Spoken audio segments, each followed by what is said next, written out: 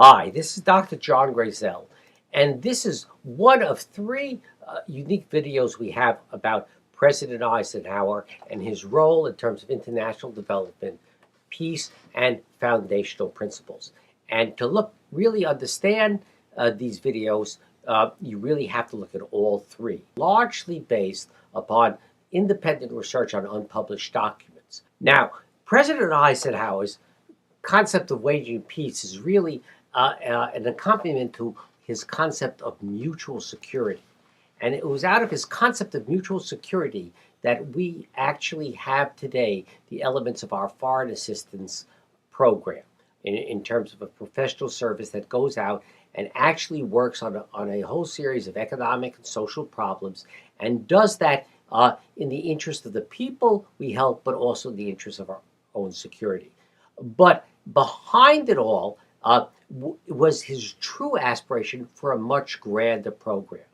And the reason we emphasize that much grander program separately is because he did not get it, but it well may be exactly what we need today.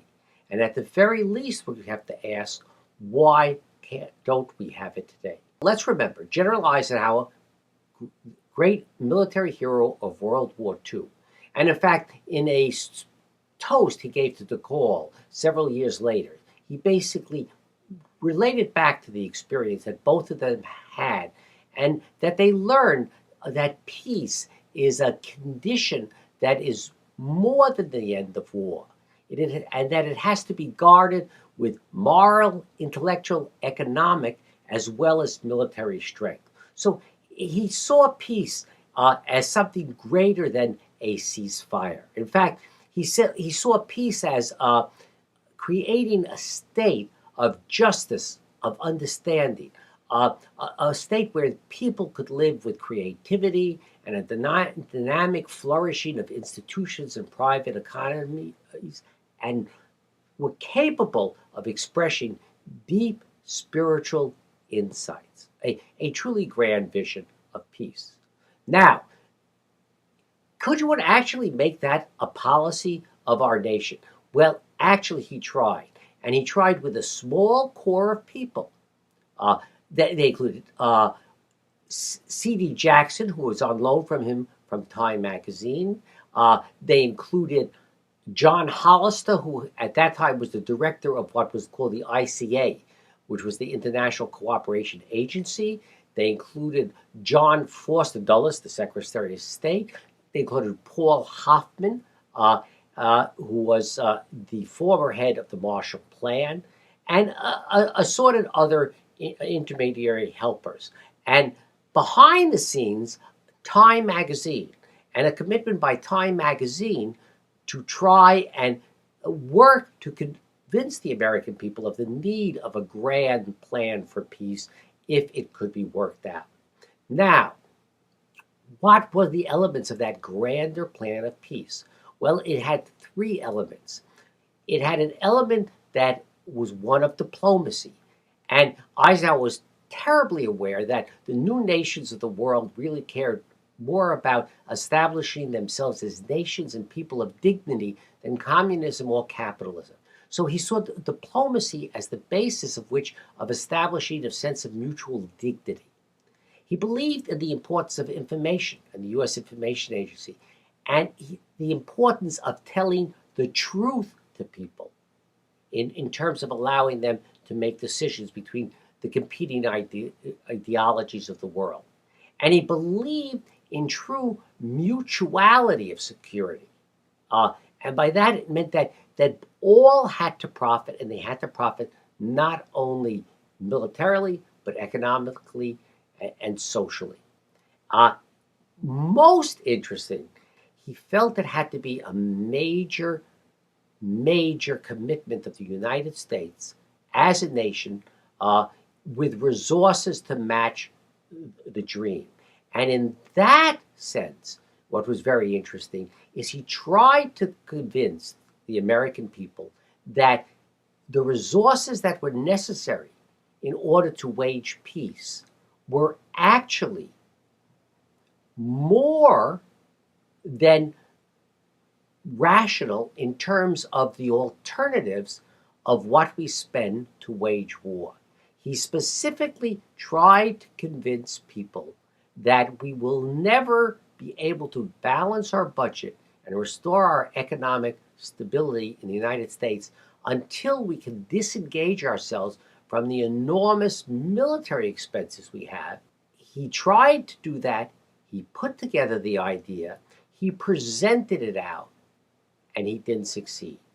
And the reason he didn't succeed was that he found that the realities of the American political system, particularly the congressional system, would not buy in and consider and make its decisions based upon what was really a grand vision that encompasses Americans' role in a larger global order. And in fact, what you see when we study the documents, it was over a 3-year period that one sees how he worked with his colleagues, how he developed this idea, how he presented it to the American people, how he tried to justify it, and how eventually he found it to be perhaps the greatest frustration of his administration, and ultimately surrendered. In one of his last speeches, what he really said was that in the end, we will never achieve this type of a dedication to peace unless it is truly understood and connected to the American people. But as a corollary, we will never achieve it unless the American people themselves demand it of their congressional representatives. Now, why is that of such relevance to us today? If you look at our budgetary problem, no matter what we do, it gets back to exactly the same arguments Eisenhower actually made. That in fact, the type of discretionary cuts we can make in our budget do not make a difference. That the major element of our budget is military expenditures, now further reinforced by some other entitlements, and that these had to be reduced. And we're facing that today. The second argument he made was America cannot be secure economically, politically, militarily, independent of the rest of the world. And therefore, we had to have a concept, a program, and an actual strategy that engaged us in the world in a mutuality of partnership. The very things that hindered his success originally exist now in terms of congressional politics, being very short term, a sort of fascination on the military budget and the willingness to spend large amounts on military goods, but not on goods of peace, the lack of an understanding of how important peace is to our national security, and one other element, and that is that Eisenhower believed a doctrine of waging peace and an investment by America in the long-term process of peace building around the world was not only in America's strategic interest, but was also a vital reflection of America's foundational principles. He called them fixed principles.